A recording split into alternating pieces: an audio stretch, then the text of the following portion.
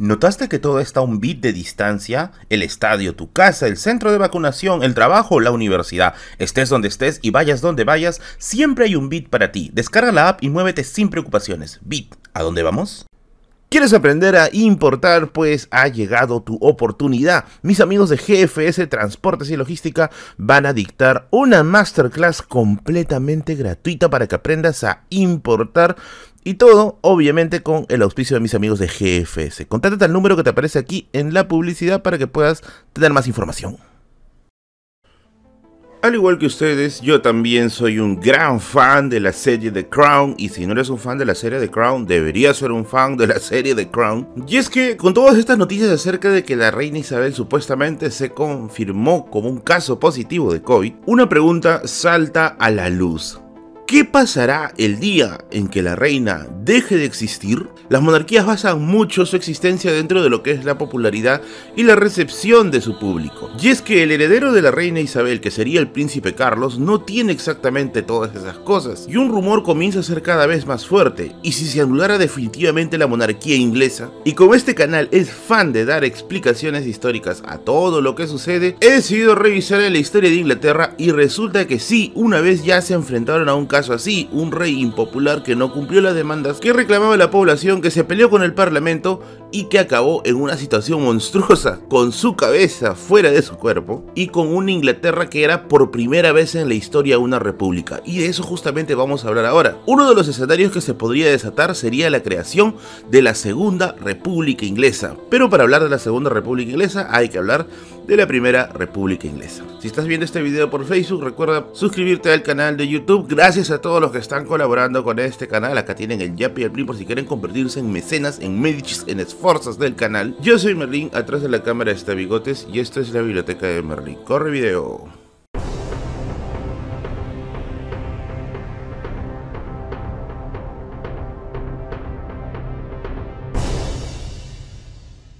La fuente que vamos a usar para el video del día de hoy es el tomo 10 de la Gran Enciclopedia de Historia Universal de Larousse, que es una colección relativamente común, aunque el tema que vamos a tocar se podría encontrar tranquilamente en cualquier colección de historia universal. Pero de todas maneras te recomiendo esta de acá, que es una de mis favoritas. Y para eso nos vamos a ir centrando en el siglo XVI. ¿Qué tiene de especial el siglo XVI?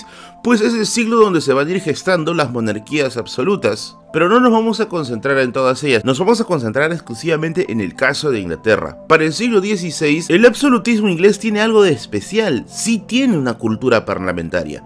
Y es que ya desde la Edad Media, los ingleses habían tenido la figura de una suerte de parlamento que permitía equilibrar las decisiones del rey con las decisiones del pueblo común. Y es que el parlamento inglés estaba dividido en dos zonas, la Cámara de Lores, que eran nobles, y la Cámara de Comunes, que eran burgueses. Otro dato muy importante para tener en cuenta aquí es que Inglaterra, a diferencia de otros países, sí tuvo una buena relación con su burguesía, hablando en términos de nobleza y burguesía, cosa que finalmente llegó a puntos de consenso y no fue como por ejemplo en el caso francés, en que la cosa terminó explotando en una revolución.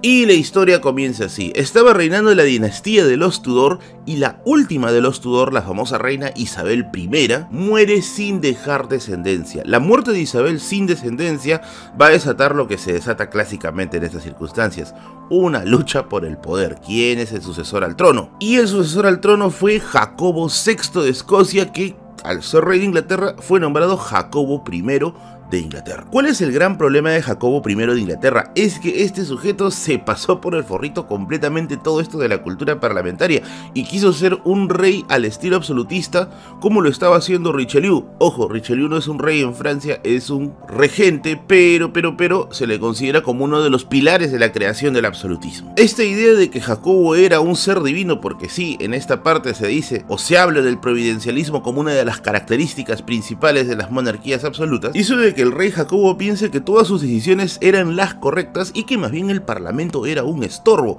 Y aquí comienza un problema grave. El rey comienza a tener atribuciones, o comienza a creer que debe tener atribuciones que deben saltar por encima de las decisiones del parlamento. Y es que este rey comenzó a ser muy impopular, ya que sus pleitos con el parlamento pasaban principalmente por temas económicos y el rey, como se dice, estaba cansado de mendigarle dinero a su propio congreso. Por si fuera poco, estos son años complicados, ya que son los años de la Reforma Protestante. Y es que en Inglaterra, ni católicos ni calvinistas, que a su vez se dividían en 3 grupos, no se llevaban bien con Jacobo. Pese a su bajísima reputación, no cometió errores graves como sí lo vamos a ver con el caso del siguiente rey. Y el caso del siguiente rey es el rey Carlos I. Carlos I entra en 1625 a gobernar y repitió los errores de su papá, pero esta vez potenciados a la quinta. El parlamento, temeroso de que Carlos I sea peor que su papá, le hizo firmar un documento llamado la Petición de Derechos, en la que básicamente se van a limitar los poderes del rey.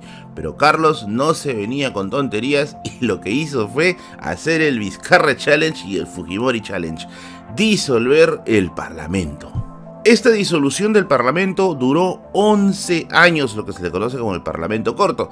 11 años de disolución en los que el rey tenía poderes absolutos. ¿Y qué hizo el rey para poder juntar dinero, que era su principal preocupación? Pues comenzó a revivir impuestos que ya venían prácticamente desde la época del feudalismo. Algo que no te dije es que esta dinastía son los Estuardo. Los Tudor quedaron con Isabel. Los Estuardos estaban desprestigiando, pero a la velocidad de la luz. Persiguió, encerró y ejecutó opositores, y por si fuera poco, trató de imponer la iglesia anglicana, de la cual él era el representante, a los escoceses. Esto, amigos y amigas, es gravísimo, ya que en Inglaterra hay severos problemas con respecto a la situación entre Inglaterra y Escocia y con respecto a los problemas de religión. Esta imposición a los escoceses fue la llama que va a terminar avivando un conflicto que estaba durmiendo hace mucho tiempo. Los escoceses no se vinieron con rodeos y comenzaron a atacar Inglaterra. Comienza una pequeña guerra entre los escoceses y los ingleses. Fue tanta la situación de desesperación que vivió el rey Carlos I por lo que había desatado, que optó por restaurar el parlamento. En 1640 se restaura el parlamento, que va a durar 20 años y se le va a conocer como el Parlamento Largo. Obviamente, como te dije anteriormente, el parlamento, ni corto ni perezoso, ni bien se reincorporó, va a limitarle los poderes al rey para que no vuelva a hacer la misma tontería. Entre las cosas que va a ponerle es la imposibilidad de disolver nuevamente el Congreso. Ante esta ofensiva, Carlos I decide movilizar tropas rumbo al parlamento, tropas obviamente partidarias del rumbo al parlamento, para que se anulen estas medidas. Y se creó una guerra civil dentro de Inglaterra entre partidarios de la monarquía y partidarios del parlamento. En esta guerra civil nos interesa más el lado del parlamento. ¿Por qué? Porque aquí va a surgir una persona conocida como Oliverio Cromwell, nombre importantísimo para lo del día de hoy. Oliverio Cromwell es partidario de los puritanos, que es una rama del protestantismo. Es un hombre muy fanático religioso y va a ser uno de los líderes principales para lo que va a ser la caída de Carlos I y la caída de la monarquía en Inglaterra. Cromwell, como un estudioso de las estrategias de la Guerra de los 30 años, las va a aplicar contra Carlos I y va a ganar. La derrota de Carlos I en 1646 va a hacer que el rey finalmente deje sus intentos de golpear al parlamento, huya, y que no saben a dónde se fue a Escocia. ¿Para qué diablos te vas a Escocia si tienes problemas con ellos? Pero bueno, el rey se fue a Escocia pensando que podía huir, y los mismísimos escoceses los devolvieron al parlamento inglés. Obviamente Cromwell lo encerró. ¿Y qué cosa se hizo? Pues el parlamento anuló la monarquía y estableció la primera república inglesa, que fue conocida con el nombre de la Commonwealth. Esto, amigos y amigas, es inaudito, pues nosotros solemos creer que históricamente Inglaterra ha tenido un periodo ininterrumpido de gobiernos monárquicos, pero este pequeño momento, el periodo de la República Inglesa, es un periodo sumamente curioso, y vamos a ver ahora por qué. Por si fuera poco, en 1649 Cromwell da la orden de que se decapite al rey Carlos I. Horror, 1649. Estamos hablando prácticamente más de 100 años antes de la ejecución de Luis XVI en Francia. En Inglaterra ya había habido una ejecución de un rey. Con la decapitación de Carlos I se inicia la dictadura de Oliverio Cromwell, de 1649 a 1658. Sin embargo, el gobierno de Cromwell va a tener serios problemas, ya que va a tener en su contra a los monarquistas, a los escoceses y bueno, a los irlandeses, que también se han sumado al problema. Los monarquistas incluso ya estaban planeando el retorno de un rey, en este caso el retorno del rey Carlos II, quien iba a venir de Escocia, y se intenta incluso una ofensiva contra Inglaterra. Y para sazonar aún más la situación, Inglaterra entró en guerra con Holanda, o sea, peor mejor momento para la República Inglesa no había. En 1658 sucede la muerte de Oliverio Cromwell y asume su hijo Ricardo. Sin embargo, Ricardo no encuentra legitimidad, la gente no cree en él y aparte que ya el nombre de Cromwell estaba recontra manchadazo, por lo que llegó el turno de los monarquistas de restaurar nuevamente la monarquía. Periodo sumamente corto y caótico para la historia de Inglaterra. Carlos II era mucho más tolerante que el Carlos anterior y de hecho tuvo una relación medianamente bien con el Parlamento. Incluso como uno de sus máximos aportes es la creación del Habeas Corpus. Yo sé que se ha escuchado este documento y es que sus orígenes al menos parten desde aquí. Es decir, la creación de un documento que te dé garantías individuales contra el abuso de un poder.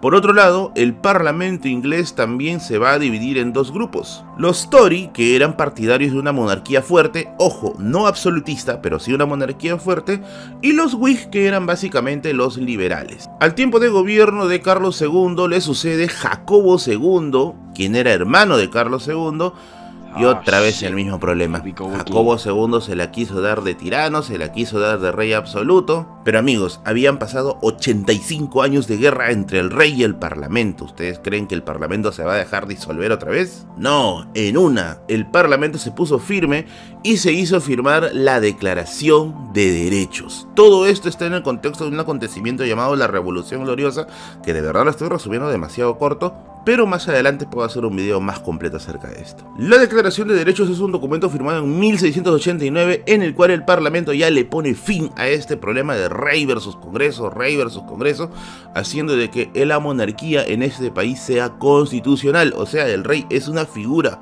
pública, pero no toma decisiones trascendentales. Para ello se le delega estas funciones al Parlamento. Y en 1707 se arregla el problema con los escoceses mediante el Acta de Unión, en el cual Inglaterra y Escocia liman sus asperezas y van a formar lo que conocemos como el Reino Unido o la Gran Bretaña. Y ahora te toca a ti. ¿Crees que tras la muerte de la reina Isabel en algún momento suceda algo parecido? No que se ejecute un rey, pero sí al menos que se intente hacer una segunda república.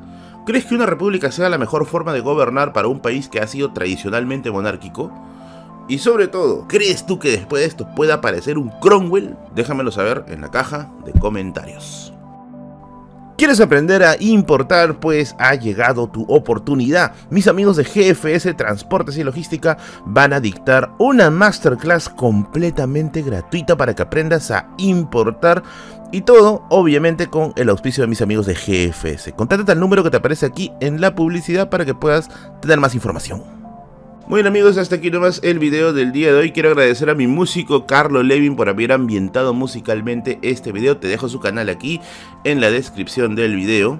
También agradecer a mi amigo Aarón, el usuario, quien es el animador que hace toda la chamba genial en este canal. Un saludo para ti, hermano, espero que te esté yendo excelentemente bien. Todos los jueves haremos directo a las 8 de la noche conversando con respecto a temas del día, de la semana, cositas locas, anécdotas, así que te espero aquí a las 8 de la noche en este canal. No te olvides que puedes convertirte en un mecenas apoyando al Yape Plin de este canal, aquí te los dejo aquí arriba, o hacer una pequeña transferencia al USP. Todo es para mantener gastos básicos del canal y poder seguir llevándote estos videos de historia. Yo soy Merlín y conmigo será hasta la próxima semana. Nos vemos.